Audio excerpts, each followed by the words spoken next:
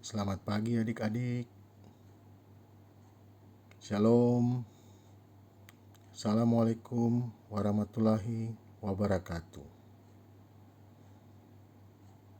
Sebelum kita memulaikan pelajaran kita pada pagi hari ini, mari kita satu di dalam doa. Kita berdoa.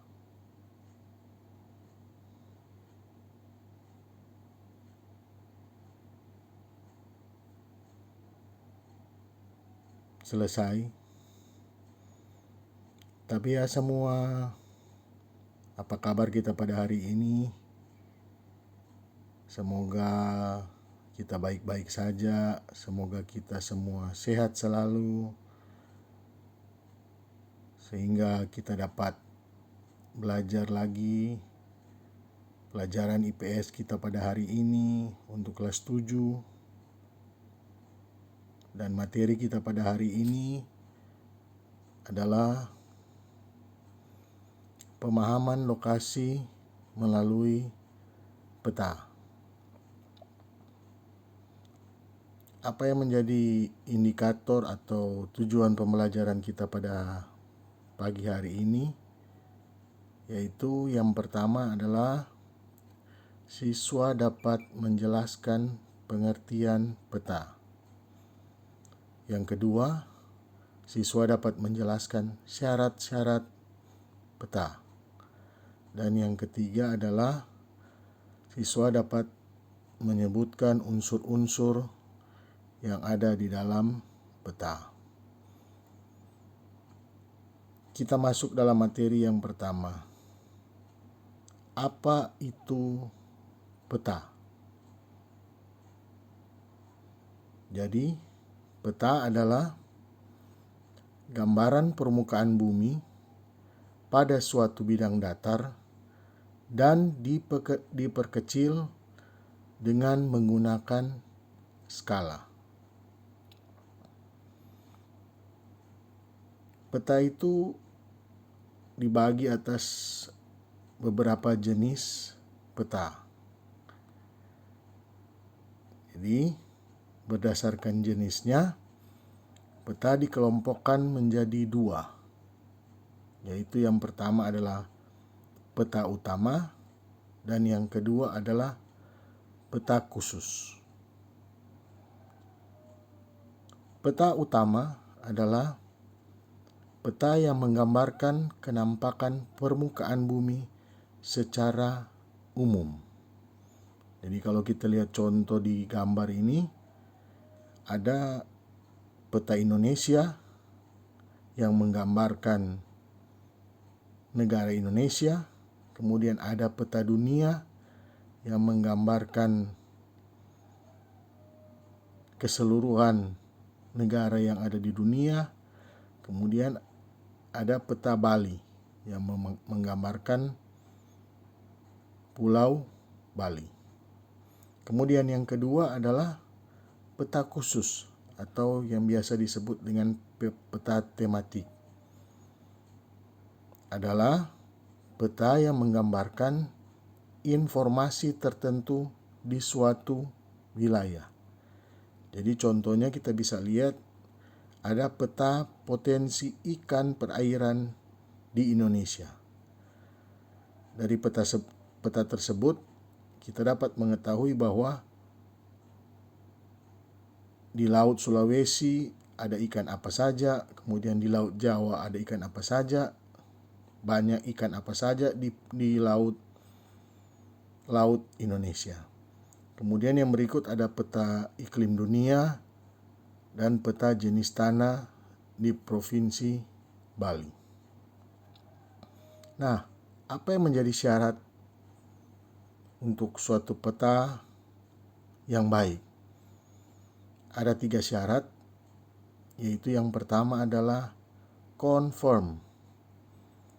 Artinya, sebuah peta harus memiliki bentuk yang sama dengan daerah yang digambar. Jangan ditulis peta Sulawesi, tapi gambarnya adalah peta Jawa ataupun sebaliknya.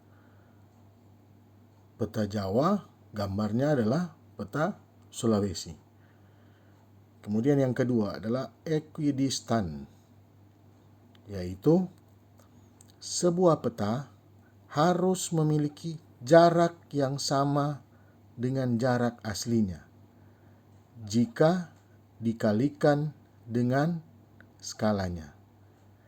Kemudian yang ketiga adalah equivalent, yaitu sebuah peta harus memiliki luas yang sama dengan jarak aslinya jika dikalikan dengan skalanya. Jadi, kalau kita bisa lihat bahwa peta itu berhubungan dengan skala. Nanti kita akan belajar skalanya ke materi yang berikut. Kita masuk dalam komponen peta atau unsur-unsur peta. Jadi, apa saja yang harus ada di dalam suatu peta? Yang pertama adalah judul peta. Jadi sebuah peta yang baik harus ada judul peta. Biasanya judul peta itu berada di paling atas dari suatu peta. Dari judul peta kita dapat tahu bahwa ini gambar di bawah ini atau peta di bawah ini adalah peta apa. Misalnya contohnya peta Bali. Berarti gambar di bawah itu adalah peta Pulau Bali. Kemudian yang kedua adalah skala peta. Jadi skala peta ini adalah perbandingan jarak antar dua titik pada peta dengan jarak sesungguhnya. Nah, skala peta ini biasanya ditulis dalam dua bentuk, yaitu yang pertama adalah skala angka dan yang kedua adalah skala garis. Kalau skala angka biasanya ditulis 1 berbanding sekian-sekian. Jadi contohnya misalnya ada di sini bahwa skala angkanya 1 berbanding 250.000. Jadi di dalam peta kalau kita bisa lihat kalau tertulis angka seperti ini berarti 1 cm pada peta sama dengan 250.000 cm pada jarak sesungguhnya atau pada daerah sesungguhnya. Jadi misalnya jarak kota A ke kota B itu 1 cm, berarti jarak sesungguhnya adalah 250.000 cm. Jadi kalau kita konversikan ke kilometer berarti artinya 2,5 kilometer. Jadi kita bisa lihat kalau kita lihat di peta itu jaraknya 1 cm, berarti jarak sesungguhnya adalah 2,5 kilometer. Kemudian yang ketiga adalah orientasi atau petunjuk arah. Jadi petunjuk arah pada peta kebanyakan menunjukkan arah utara. Jadi biasanya kalau di peta itu arah utara itu menunjukkan arah yang di atas. Jadi utara di atas, selatan di bawah, timur di kanan, dan barat di kiri. Kemudian kita masuk dalam unsur yang berikut, yaitu dalam suatu peta itu harus ada legenda. Jadi legenda ini menunjukkan keterangan semua objek yang ada di peta, baik itu gambar maupun warna. Kalau kita bisa lihat dalam contoh ini, misalnya bulat hitam itu apa? Misalnya kalau kita lihat bulat hitam itu adalah ibu kota kabupaten. Kemudian garis biru Garis berwarna biru itu adalah menunjukkan sungai. Kemudian ada di gambar ini kita lihat segitiga. Segitiga hitam dan segitiga merah. Jadi itu menunjukkan gunung berapi dan gunung yang sudah mati. Kemudian ada gambar pesawat terbang, itu menunjukkan bandar udara, dan ada gambar jangkar, itu menunjukkan pelabuhan. Kemudian juga ada warna. Jadi kalau kita bisa lihat pada contoh di sini, warna hijau itu menunjukkan ketinggian dari suatu daratan. Makin ke atas warnanya makin berubah. Jadi kita bisa lihat kalau 0 sampai 100 meter ketinggiannya itu berwarna hijau. Kemudian dari 100 ke 500 itu berwarna hijau muda. Dari 500 meter ke 1000 itu berwarna kuning dan seterusnya. Kemudian kalau warna biru biasanya itu melambangkan laut atau lautan. Jadi 0 warna biru muda itu menunjukkan kedalamannya itu dari 0 sampai 200 meter. Kemudian lebih ke biru, lebih ukurannya itu 200 sampai 3000. Kemudian dari lebih biru lagi itu dari 3000 sampai ke selanjutnya. Kemudian kita masuk dalam garis koordinat. Jadi biasanya dalam peta itu ada garis koordinat.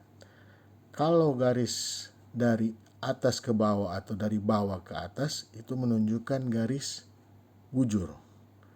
Kemudian garis yang dari kiri ke kanan ataupun dari kanan ke kiri itu menunjukkan garis lintang. Indonesia itu dilalui oleh garis yang namanya garis 0 derajat atau garis khatulistiwa. Jadi garis khatulistiwa itu garis yang membagi bumi ini menjadi dua bagian yang sama besar, yaitu bagian utara dan bagian selatan. Kemudian kita masuk ke dalam unsur yang berikut, yaitu garis tepi peta. Jadi biasanya di peta itu harus ada garis tepi peta untuk menunjukkan bahwa peta ini ukurannya begini. Jadi ada ukurannya. Jadi ada batasnya. Kalau lebih gampang itu ada batasnya. Biasanya kalau kita lihat di gambar ini ada warna ungu. Berarti di dalam warna ungu ini adalah merupakan peta Bali. Kemudian yang berikut yaitu tahun pembuatan peta. Peta itu harus ada tahun pembuatan supaya bisa diketahui bahwa peta ini dibuat tahun berapa. Biasanya tahun pembuatan peta itu berada pada kiri paling bawah. Jadi kita bisa lihat kalau di kiri paling bawah itu biasa ada tahun pembuatan peta. Karena peta itu bisa saja berubah tiap tahun. Apalagi misalnya peta tematik yang dulunya di daerah ini atau di laut ini banyak ikannya, sekarang sudah mulai berkurang, sehingga tidak mungkin peta tahun 1950 kondisinya atau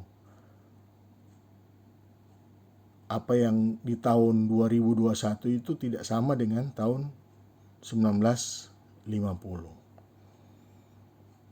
Nah, itu yang merupakan unsur-unsur yang ada di dalam suatu peta. Kemudian kita masuk dalam fungsi peta. Jadi materi ini adalah materi terakhir, yaitu fungsi atau manfaat dari peta. Yang pertama yaitu peta menggambarkan permukaan bumi.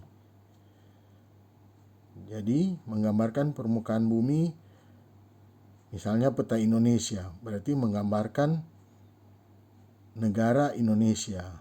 Jadi Indonesia itu terdiri atas pulau-pulau apa saja, kemudian laut apa, kedalamannya berapa, daratannya ketinggiannya berapa. Jadi itu manfaat dari suatu peta. Manfaat yang pertama. Kemudian yang manfaat kedua, peta itu menunjukkan lokasi. Jadi misalnya kota Manado itu di dalam peta Sulawesi itu berada di sebelah mana. Jadi kita bisa tahu, oh misalnya kota Manado di Pulau Sulawesi itu ada di bagian mana. Kemudian kalau kota Palu ada di mana. Kemudian kalau kota Makassar di Pulau Sulawesi itu berada di sebelah mana. Jadi kita bisa tahu, oh ini kota ini berada di, misalnya berada di sebelah utara dari suatu pulau. Atau kota B berada di sebelah selatan dari suatu pulau. Kemudian yang ketiga untuk mengetahui jarak suatu tempat. Jadi dari peta itu kita bisa tahu misalnya jarak dari kota A dan kota B itu berapa jauh sih? Karena kan tidak mungkin kita mengukur kita mau jalan kaki dari kota A ke kota B. Dari peta kita bisa mengetahui bahwa oh kota A ke kota B jaraknya begini. Lebih gampang kita untuk mengetahui kalau kita ada peta. Nah, adik-adik, yang berikut atau yang terakhir itu manfaat peta, yaitu menunjukkan potensi kekayaan alam. Jadi kalau kita lihat dalam gambar ini, kita bisa lihat bahwa di peta ini ada, oh misalnya di Pulau Sulawesi itu adalah penghasil kelapa. Kemudian di Pulau Papua itu ada daerah penghasil emas. Kemudian di Sumatera ada daerah penghasil kopi. Jadi dari suatu peta itu kita dapat tahu, apalagi kita pakai peta tematik, kita dapat tahu, oh di daerah ini misalnya banyak kelapa, atau daerah ini banyak emas, dan sebagainya. Jadi adik-adik, sebelum kita menutup pembelajaran kita pada hari ini, kesimpulan yang dapat kita ambil bahwa peta itu sangat bermanfaat bagi kita untuk mengetahui baik itu lokasi, baik itu kekayaan alam, baik itu jarak. Jadi semua bisa kita lihat dari peta. Dan juga kita harus tahu bahwa apa-apa saja yang menjadi syarat suatu peta. Kemudian kesimpulan yang berikut yaitu unsur-unsur apa saja yang ada dalam peta. Dan yang terakhir, kita dapat tahu manfaat peta untuk diri kita sendiri digunakan untuk apa. Jadi cuma sampai di sana pembelajaran kita pada pagi hari ini. Semoga torang semua selalu sehat, jaga iman, jaga imun, selalu menggunakan masker, patuhi protokol kesehatan yang dari pemerintah, sehingga kita semua bisa sehat terus, bisa dapat berjumpa lagi di sekolah. Jadi cuma sampai sana pertemuan kita pada hari ini. Terima kasih. Selamat belajar.